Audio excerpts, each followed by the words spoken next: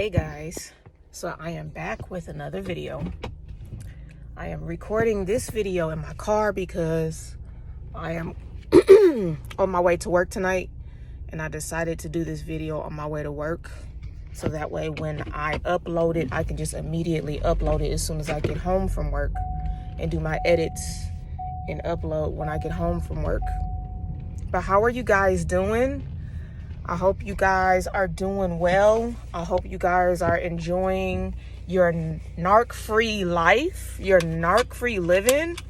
And for those of you who are still in the relationship with the narcissist, don't give up hope. Keep hope alive. Jesus loves you. God loves you. He will provide a way for you guys to get out. I promise you he will. Here's the thing. When God gets you out, though, for those of you who are still in, when God gets you out, he's going to get you out in a way that you least expect it. And he's going to also get you out at a time that you least expect it. And it's going to feel like, well, God, why aren't you not stepping in and helping me? Lord, why aren't you coming through for me? Why aren't you protecting me? That's how it's going to feel. That's how it's going to look. That's how it's going to seem.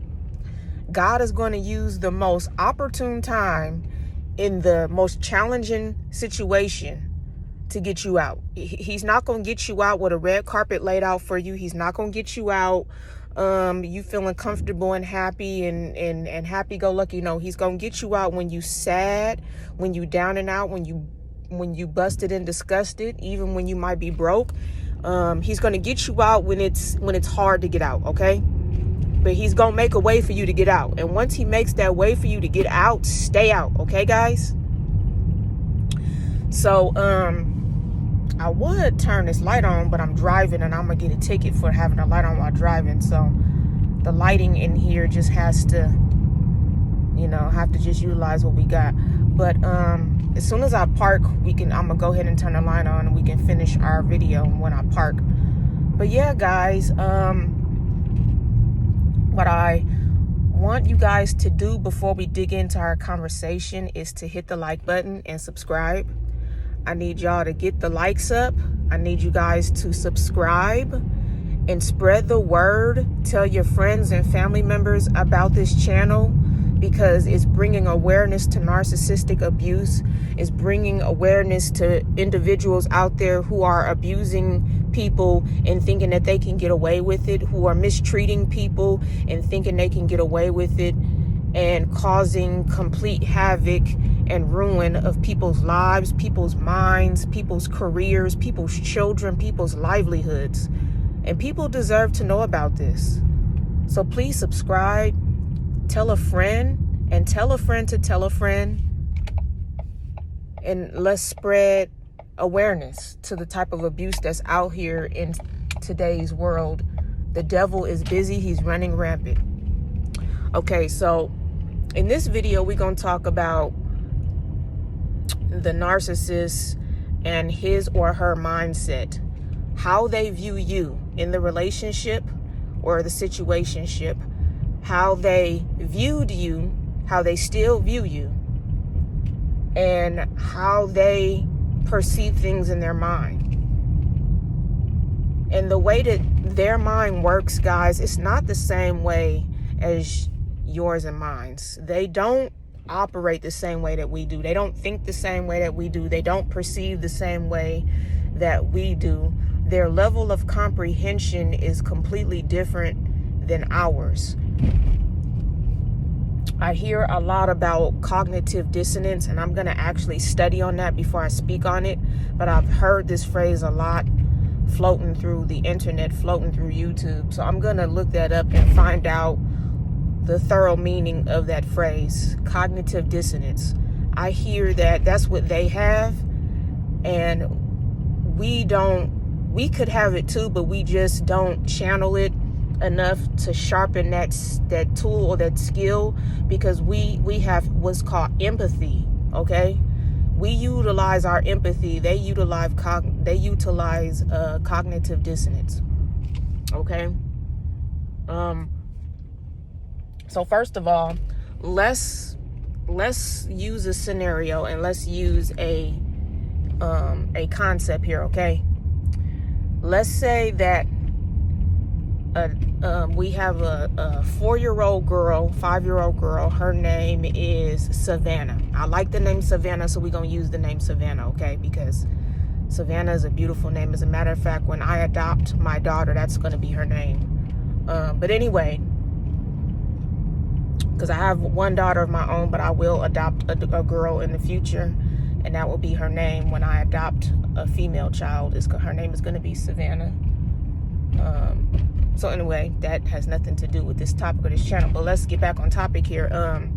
So let's just say this 4 or 5-year-old girl, her name is Savannah, and Savannah was given a baby doll or a doll to play with, right? Now, we all know that a 4 or 5-year-old, 3-year-old child, their mindset is totally different than an adult, right? They like to play, right? But they're not going to play with that doll like as if that doll is a real human being, right? They're not going to feed the doll like the doll is a real human being, right? They're going to carry that doll around everywhere that they go because that's how they find comfort. It's their property, right? It belongs to them. It makes them happy. It entertains them. It gives them something to laugh about, gives them something to play with. It occupies their mind. It entertains them, right? The doll is an object. It's not human, okay, right? So when this 3, 4, 5-year-old child is playing with this doll, this child is not going to put the same amount of love into this object, this doll, that they would mom or dad, right? They're not, right? Because it's just a doll. It's an object. It's not human. It's not real, okay? It's an object made of cloth and cotton and plastic, right? And fake hair. So what is my point in describing this?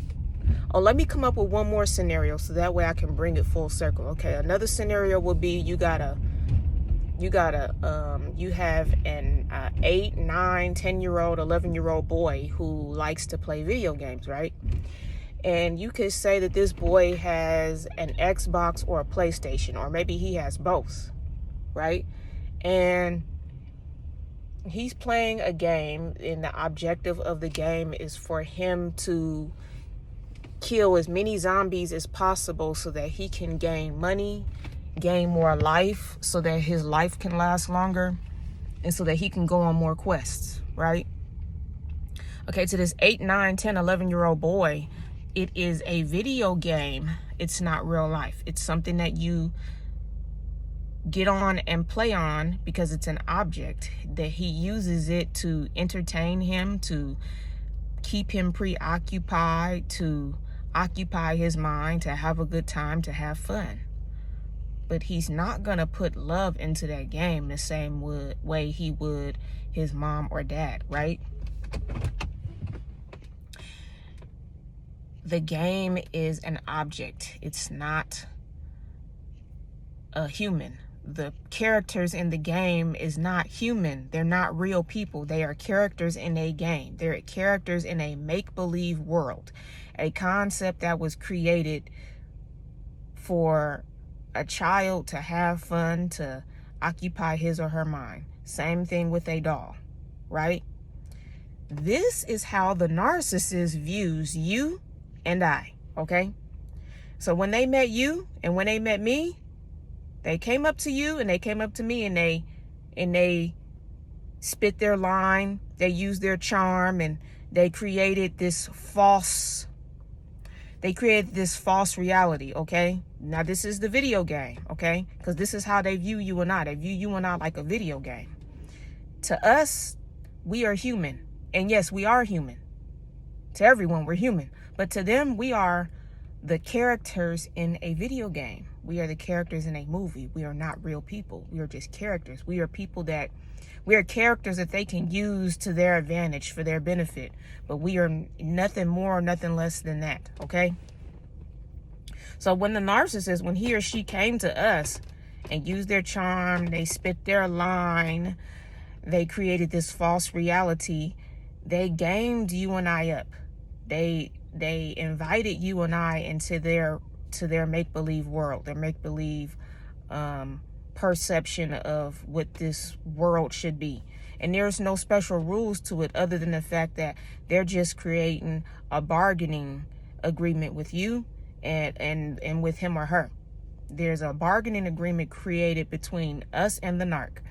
And it's up to us to either come to agreement with that bargaining agreement or to not come into agreement with it. And here's where things get really tricky and really messy and slippery is once we come into agreement, at the same time in the spiritual realm, we have come into agreement with allowing Satan to have authority to send his demons, his spirits, and to wreak havoc in our lives. That's in our families, in our children, in our marriage, in our relationship or situationship with this narc. Attack your finances, attack your mind, your feelings, your heart, your spirit, your soul, your livelihood. Okay? But let's back up here. When you came into agreement, you thought you came into agreement with something that was benefiting you, something that was going to give you what you desire as a human being, and that's unconditional love. Okay? We all as human beings, we desire unconditional love. And for a lot of us who are unhealed and we got into this situationship with the narc, we were looking for that because our mommies and daddies didn't give it to us. And the reality is that I'm one of those people. I'm one of those empaths that was unhealed. I was looking for somebody to give me unconditional love. I was looking for that love, and I was looking for it in the wrong places. It's just that the wrong person came in contact with me at the wrong time. And if I'd have just kept it moving and kept it pushing, this narc never would have been able to enter my life. But I came into agreement, and you came into agreement with this narc. And little did we know, in the spiritual realm, what we did on earth, it's also done in heaven, because God's word says what's done on earth is done in heaven. So what we did is on earth is we came into agreement with the narc. But in the spiritual realm, we came into agreement with Satan, okay? When we come into agreement, we give Satan authority. I didn't notice. I didn't notice until I did some study on it and researched and found like, wow, okay. What you know now will definitely benefit you. But what you did not know then, it just set you up for disaster. It set you up for failure. It set you up to be used, mistreated, abused, taken advantage of with this narc. So the only reason why this happened to you is because you didn't know any better. But now we know better, right? We know better. So now since we know better, we're going to start doing better. But this narc, to him or her, we are not human. We are objects. We are characters in a video game. We are characters in a movie. We are not reality. We do not exist. This relationship or situationship that they set up for you and I, it isn't real. It's a game. It's a script. And little did we know is we came into agreement to be characters in the movie, to be characters in the script, to be characters in the video game.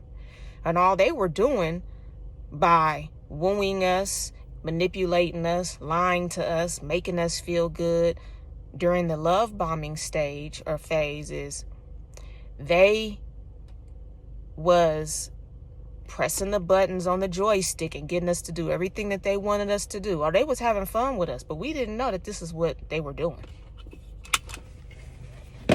We thought we was living real life. We're having a real moment here. We're having a real experience here.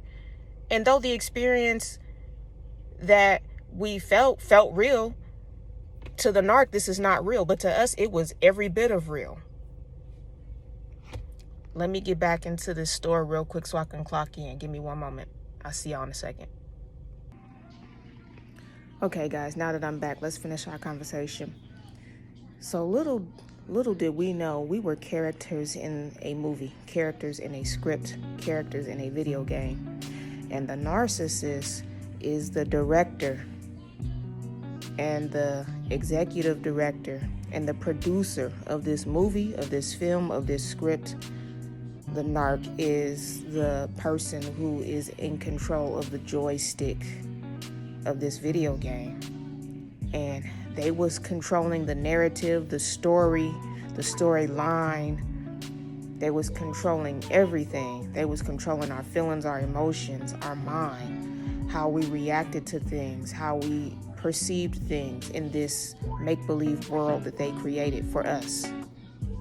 We unknowingly participated in this make-believe world that they created, in this false world. Just like they created a false self, they created this false world for you and I.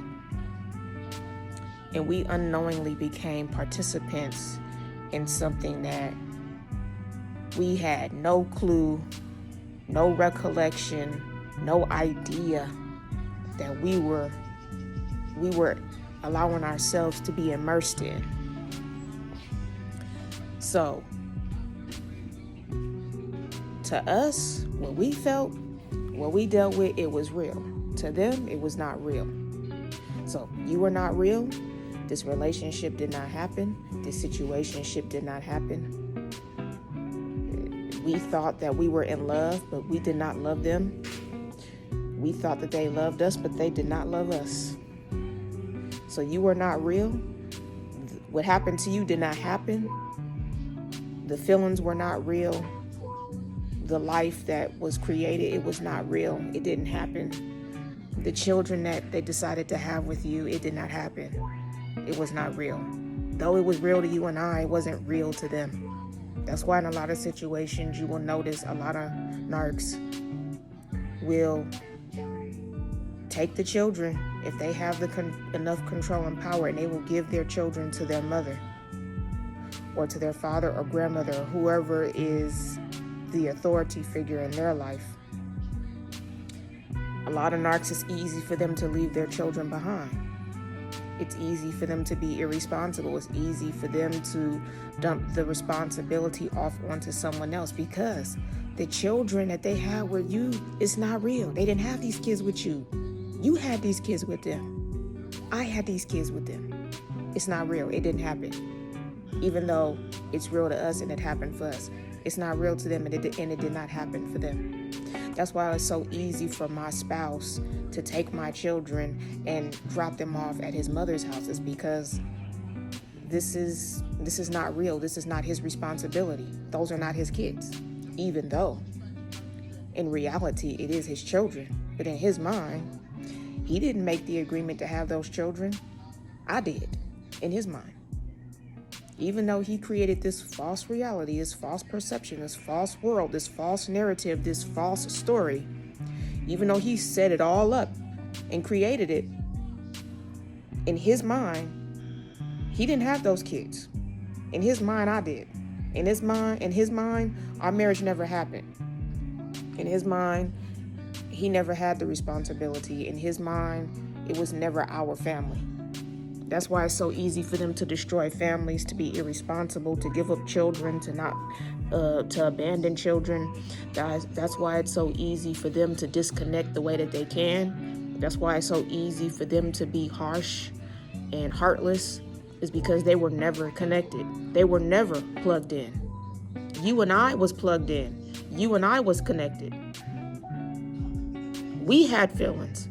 They never had feelings.